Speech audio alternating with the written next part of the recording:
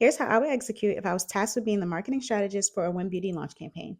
With the launch of WYN Beauty, I find that some people totally get it and love the brand. And then I find that others don't really understand the need for the brand. And of course, feel like, why do we need another celebrity brand? But even if people feel like Serena's background doesn't fully align with beauty, Kanye told us if you can communicate the product, you can make money off the product. If you can communicate this product, you can make money off the product. Because look at Gaga. She's the creative director of Polaroid. I like some of the Gaga songs. What the fuck does she know about cameras? Right. I've seen that she's been really, really good about connecting with the current beauty community, which I think is a really good thing because at the end of the day, the beauty creators are going to be the ones to kind of give you that promotion and tell people about how good or bad your product is. So it was really, really good for her to connect there. But I haven't seen a huge impact made in the storytelling aspect to reach the people that aren't necessarily beauty enthusiasts, but love Serena Williams. And I honestly think she has a lot of opportunities to do so. And believe it or not, I personally feel out of all the celebrities dropping makeup brands, she's in one of the strongest positions to do so. And I'm going to take you through a few different marketing, branding, and PR moves that I feel like she can make to build that connection. So, some themes that I think align with the Serena Williams brand that are relevant to the makeup industry is the fact that when she steps on the court, it's a guaranteed high level performance. We know that she's someone who moves a lot on the court. And if we needed someone to test some makeup products, she would be the right person to do that. And we know that in this phase of life, she's a mom, she's a CEO of multiple businesses. When she's wearing any products, she's looking for something that is easy to put on, that you can do quickly, and that'll last all day, just like we are. And we know that throughout her career in tennis that she's experienced a lot of discrimination and really had to work hard and fight through a lot of obstacles to be respected despite her skin tone. And I can only imagine as a CEO, even in the beauty industry, she's facing a lot of those same things. And she could tell us a lot about the story that she's experiencing now. And also, I can only imagine as she's looking for the same type of products that we are, she's also looking for her perfect shade, looking for that same representation, just like us. And then also, just from a purely beauty standpoint, we know that our girl got some real thick eyebrows, and a lot of us are focusing on our eyebrows in the current beauty trend. So it's like that lane is wide open too. Now, when it comes to the brand, I feel like I do know that the packaging of the product is supposed to be based off of the tennis ball. However, I don't know much else. I do think that I heard language or some promotion around some articles saying that it is inspired or informed by her need for professional grade makeup. But again, I haven't really seen that in the brand's content and copy. Actually, that brings me a lot of questions. What is her journey with makeup over the years? Did you stay away from it mainly? Did you try to wear a full face to a game or to an event for the first time? Did it go good and it came naturally to you, or did it go terribly and you realized that you wanted to spend more time learning how to do your own makeup? What were your favorite brands over the years? I kind of want to hear those stories of where you wanted to touch up after a game, so you had to fit a concealer or a foundation in your tennis bag before you had to go in front of the press. And just in general, I feel like we all would be happy to hear about how to makeup products in particular, how there had to be a balance of keeping your femininity present while being an athlete, which is very physical. So I thought of some strategic ways that we could maybe fill those gaps. Like I mentioned, we know that the packaging is based off of a tennis ball. And although it's very literal, I'm just kind of like, all right, let's take it there. There's a lot of opportunity to compare the high performance of the makeup to the high performance of the tennis ball. Think about it. A tennis ball is extremely durable. You hit it with a racket all day and slap it on the ground all day. And, if you got to wipe your face, you probably got the tennis ball like that and it got to withstand your own sweat. We could talk about how, with the right player, the tennis ball speeds past the opposition. And also, in a very literal sense, the tennis ball itself goes through a very extensive factory making process, which I didn't even know myself till I researched it. So you can literally say that your products go through the same diligent step-by-step process.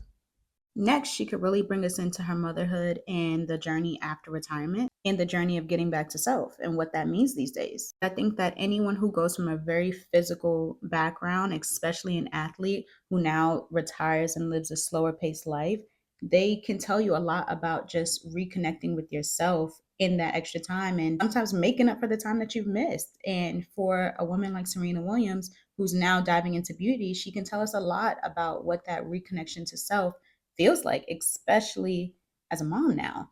So I want to hear all about it. And I mean, I ain't a mama, but I know running behind some kids is going to work up a sweat just like running up and down that court. Now, I feel like the next strategy may have been to focus a lot on the lesser known products outside of complexion. My hot take is she should have created this brand without any complexion products. And my reason is, unless it's the best, I mean, put in your baddest on the flow, we don't need it. And the reason is, we already have a lot of great quality foundations. We have Fenty, we have NARS, we have Makeup by Mario, we have Haws Lab, we have Pat McGrath, and we only got one face. And many of us have a good foundation that we're using right now, and we're waiting for that to finish to decide if we'll then go on and try another one of those already existing foundations. Not it being a foundation waitlist. So then you can easily work on products that are a completion to the face and not competition. And for a brand that we're looking at to exceed in performance, let's do that. Because listen, if I was an athlete and I couldn't really put on concealer, foundation, and bronzer, and I wanted to look cute, I would focus on what? Eyeliner, eyeshadow, mascara, maybe, and then lips. And let me tell you, personally, I would kill for a really good mascara, especially now that we're in a time where a lot of girls are not even going to the lash techs anymore. I would kill for a bulletproof lip liner.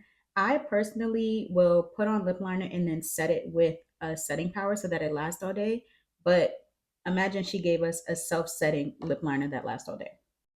And like I mentioned, our girl got some thick eyebrows. And we're in the age of brow laminations, brow tints, brow waxes, etc. There's nothing but opportunity for a really good brow gel. And then again, we're talking about performance and lasting all day. So she could have given us a really high performance setting spray that could have gone toe to toe with one size. Or she could have given us a really good setting powder, both loose and baked. Shoot, and if she wanted to go into skincare, she could have given us SPF. So many lanes where we don't have a personal wait list and we would be happy to go and try it out, you know? So I guess it's more of like a money thing and a return on investment for all of the complexion products. But listen, we only got one face. Now, let's talk celebrity partnerships. I mean, with these ladies here, the opportunity for alignment between the beauty space and the professional sports space is wide open. There are so many eyes on the professional sports world, especially the women's teams. My girl Angel stays with a lash set, a beat face, and a good lace on and off the court. I think like a day after she got signed to Chicago, she made a post where she was like, where's all the hairstylists and the lash techs and the nail techs out in Chicago, because she wanted to get her team down. That being like her first priority was mad funny to me, but it's real. Then we have Coco Gauff, who is the new black tennis girl that we're all now rooting for. Who would not love to see Serena and Coco talking about tennis and kind of passing the baton, but also doing some makeup together? I want to see it. Got a girl Megan Thee Stallion, and y'all might not say she no athlete, but I'ma say she an athlete because the Megan needs. You try to do it. You try to do it, and you tell me that girl an athlete. I know she's with Revlon, so I don't know how much they could do there. But what I also know is that she's a partner with Nike, and Nike and her did a hot girl walk. So they could maybe finesse and partner in that space where, you know, all the ladies that take the walk with them get a little makeover before the walk. And then after the walk, they check in and see how the makeup performed after they've walked a couple miles. Then we got our girls, Simone Biles and Sha'Carri Richardson here, who are the current faces of our generation for sports. And right, wrong, or indifferent, their brands are most prominent to us right now. And then we got our girl Zendaya, who's our imaginary tennis girl right now. And I just feel like for every press location, she should have been wearing WYN Beauty. And we've seen Sha'Carri specifically wear her wigs and wear her nails. A beauty girl. So I think our girl has a lot to work with and do all of those things while just having fun copy. Personally, I didn't know that WYN meant win. Sounds mad crazy. Maybe that's just a me thing, but I ain't know. So for the other people that don't know, say stuff like makeup for winners. You can call it WYNers, you know, whatever, or you can say just makeup for winners. And I think everybody would get it. Say things like beauty made to move in, a relatability thing, and ask the audience, what does high performance mean to you? What does being the best really mean? Just all things like that. And listen, if she puts these steps or at least something like it into the next marketing rollouts or the next campaign, she has one of the most interesting positions as a celebrity to give us a really solid and stable new staple in the beauty market. If you've tried any of her products, let me know. Do you like it? Is it high performing? Or just overall, let me know your thoughts in areas that you think she can tap into to convince us. Till next time, see you soon.